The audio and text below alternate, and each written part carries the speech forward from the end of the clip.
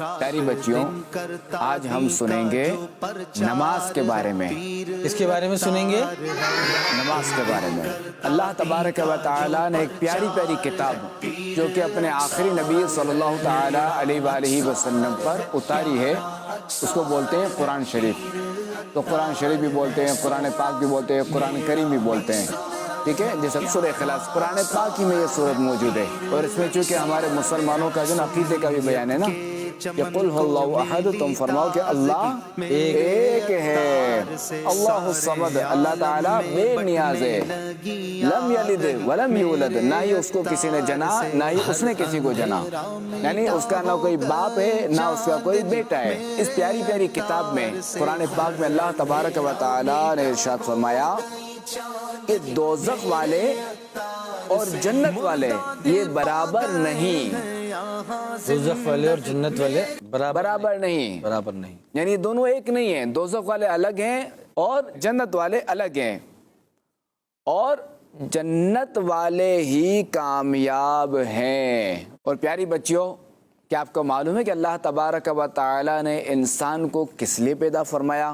عبادت کرنے کے لیے۔ اللہ تعالیٰ نے ہمیں اس لیے پیدا فرمایا کہ ہم اس کی عبادت کریں۔ قرآن پاک میں کہ اللہ تبارک و تعالیٰ نے ایمان والوں اور اچھے عمل کرنے والوں سے وعدہ فرمایا ہے کہ ان کے لیے بخشش یعنی معافی اور بڑا ثواب ہے۔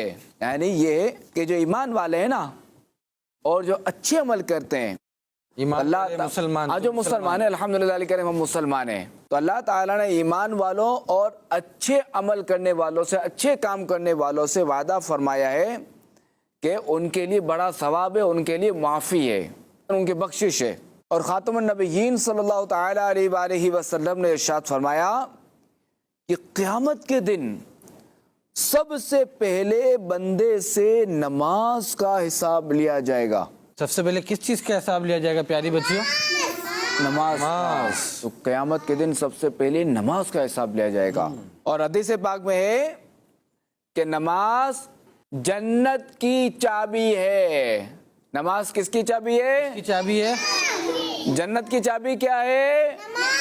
نماز۔ اللہ تبارک و تعالیٰ نے مسلمانوں پر ایک دن میں کتنی نمازیں فرض فرمائی ہیں؟ تو ہم پر کتنی نمازیں فرض ہیں؟ 5۔ اللہ تعالیٰ نے ہم پر 5 نمازیں فرض فرمائی ہیں۔ پہلی نماز، دوسری ظہر، تیسری چوتھی، پانچویں عشاء۔